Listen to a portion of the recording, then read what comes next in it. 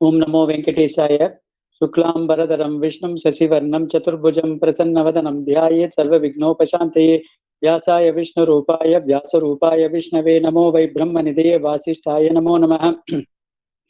Lakshmi Natha Samarambam Natha Yamuna Madhyamam Asmadacharya Paryantam Vande Guru Paramparam Partaya Pradibodhitam Bhagavata Narayanena Swayam Vyasena Gratitam Purana Munina Madhye Mahabharatam Advaitamrita Varshinim Bhagavatim Ashtadashadhyayinim Ambatvamanusandadami Bhagavad Gite Bhavadveshinim Vasudeva Sutam Devam Kamsachanuramardanam Devaki Paramanandam Krishnam Vande Jagadgurum. Om Namo Venkatesaya. Pranams everybody. So we start the Gita proper. So this is contained, as I said earlier, in Shanti Parva, Adhyaya 25 to 42. So 18 chapters from 25.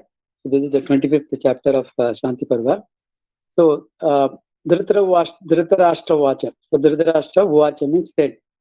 So the meaning of Dhritarashtra, if you look at the meaning of Dhritarashtra itself, Dhrita means firmly established or deep-rooted. Rashtra means nation or the kingdom. So his passion for this kingdom was so great because initially when he was not allowed to become the king because he was blind, and therefore Pandu, even though younger to him, he was made as the king. So, but still he had that feeling, I'm not the king, I'm not the king. And subsequently when Pandu met the untimely death because of the, this curse of a rishi, so the kingdom fell on him and therefore he became the king. And subsequently when he was supposed to hand over to the sons of Pandu because Yudhishthira, the eldest among all these, all the children of both Dhritarashtra as well as Pandu, he was not so willing. So he was trying to, keep the kingdom for his own self or for his son, Duryodhana. That was his, passion for the kingdom. And that's why I think the name of the one Dhritarashtra literally means that he was the person who was getting attached to the kingdom, Dhritarashtra. So he said that. So what did he say? Let's look at the meaning word by word. Dharma kshetre kurukshetre samaveta yutsavaha mamakaha pandavascheva kima kurvata sanjaya. Dharma kshetre. The words are Dharma kshetre kurukshetre samaveta yutsavaha mamakaha pandavaha cha yeva kim akurvata sanjaya. So he's addressing Sanjaya. Sanjaya is his advisor. So he's asking Sanjaya. Incidentally, the name of Sanjaya also means Samyak Jayati iti Sanjaya. That means one who is able to gain victory, very good victories for, that's what is the literal meaning of the word Sanjaya. Because he was always on the side of Dharma, because he kept on advising, apart from Vidura, he kept on advising Dhritarashtra, what he is doing is not right, and therefore he has to hand over the kingdom to the Pandavas. But still, of course, Dhritarashtra did not listen to him because of his passion for his, the kingdom as well as his son.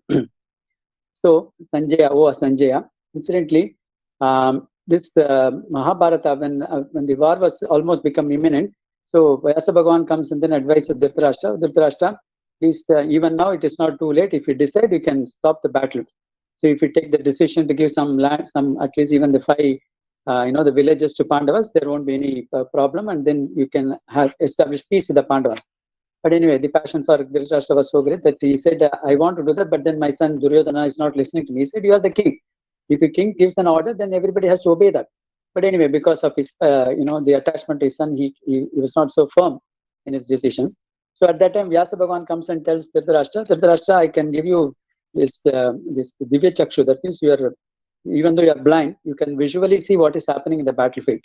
Dhritarashtra knows very well, right from day one, he knows he's on the path of adharma.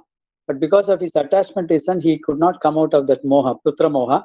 And therefore, he knows that the Pandavas on the Dharma side, and therefore, most likely his sons will lose the battle. So therefore, he didn't want to see with his own eyes, what is happening on the battlefield. He said, I don't want to get this Divya Chakshu, and therefore he gave it to Sanjaya. So it is the Sanjaya who is sitting on the palace, but he is able to visualize what is happening in that, this entire battlefield.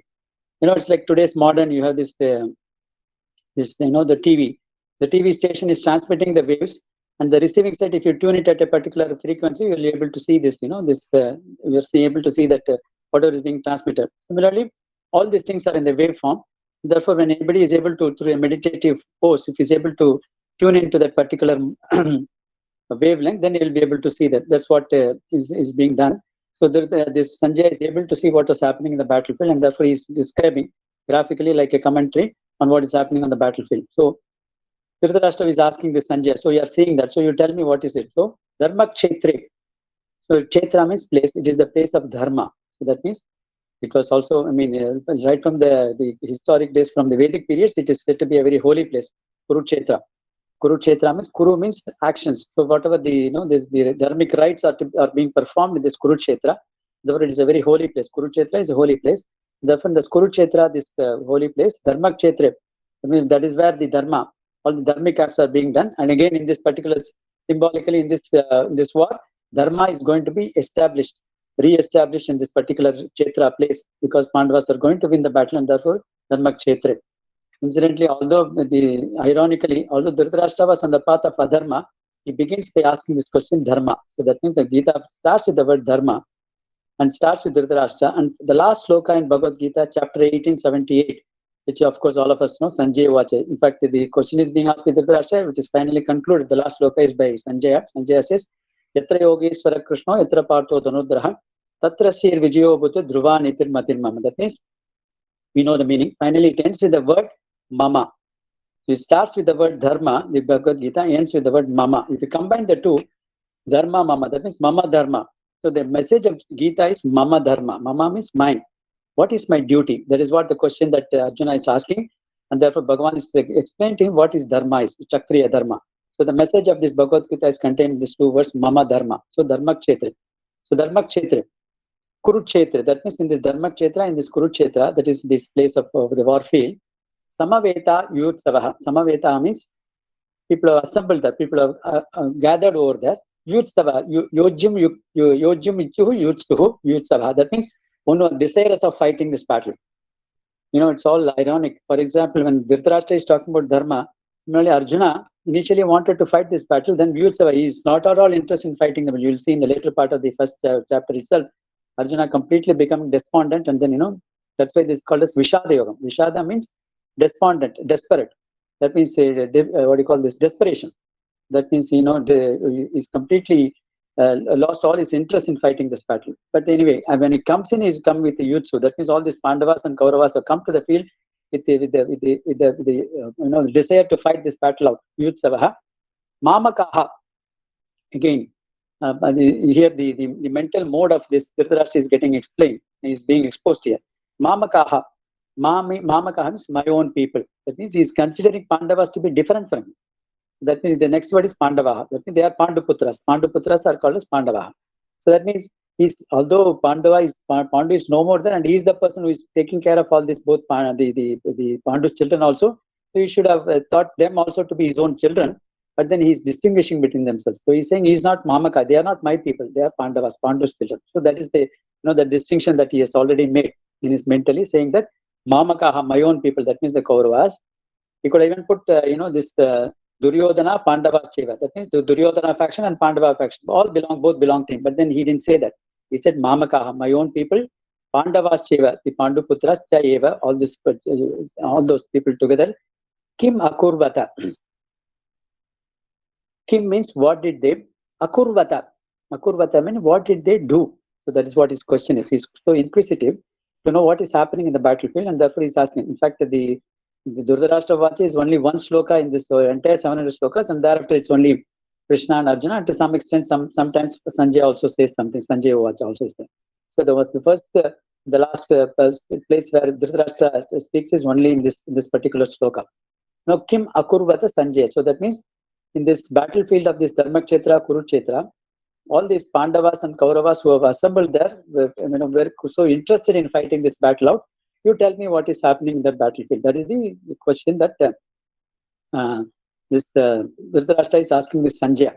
Now, why is he keen to know what is happening in the battlefield? Because if you look at the previous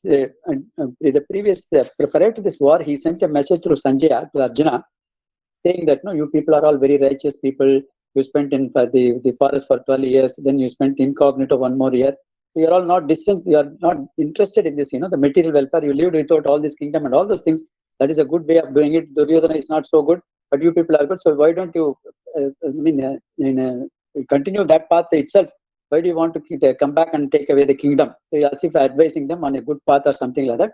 And also when you fight with the battle, it will be a fratricidal battle. Some people will lose their lives and all those things.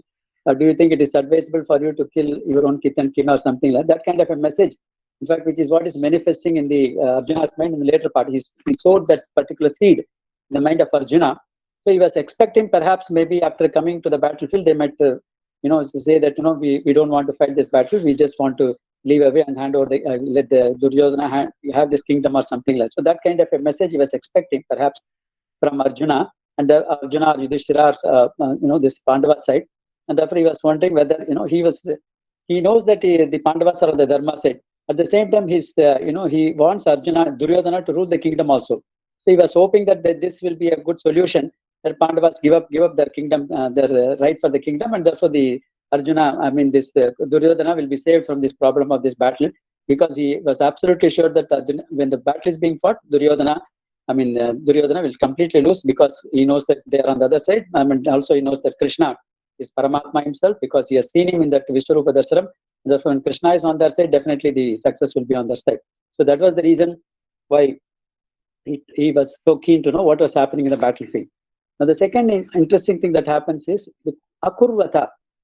Now, people who know the Sanskrit grammar will know there is the verbs have got two padas, Parasmaipada and atmanepada, and some words contain have ubhayapada, roots, ubhayapati.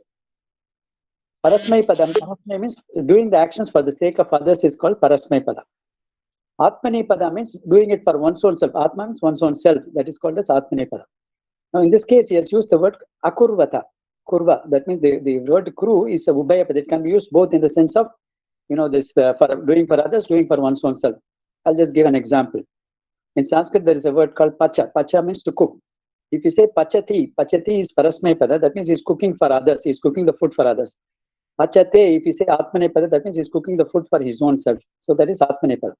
Now, in this case, the action is also for, you can do the actions for others, you can do the actions for one's own self. In fact, in this Isavasya Upanishad, there's a second mantra which says, kurvan neheve karmani jijivishet chatakam samaha evam pe nanyatotosti nakarma lipyate. That means kurvan means parasmaipada, doing the actions for the others. If a person does an actions for the others, nakarma lipyate, that means the actions don't bind him. That means he's free from that, the attachment of these actions. So in this case, he's using the word akurvata. He's using it in the atmanepada. That means he's saying both the Pandavas and Kauravas are fighting for their own self, for their own benefit, and therefore that is what he's using. That subtle point comes out in this when you use this atmanepada, akurvata. So this is what is the first sloka. So Dhritarashtra vacha. Dharma kshetre kurukshetre samaveta yusavaha mamakaha pandavascheva kimakurvata Sanjaya. That means, oh Sanjaya, in this battlefield of Kurukshetra, on the place of this Dharma kshetra also, the Pandavas and Kauravas have assembled together, eager to fight this battle out. And what did they do? That was the question that Dhritarashtra asked. So let us see what Sanjaya replies tomorrow. Om Namo Venkateshaya. Vasudev Vasutam Devam Kamsa Chanura Mardanam Devaki Paramanandam Krishnam Vande Jagatgurum. Sarvam Shri Krishnarpnamastu. Krishna Krishna.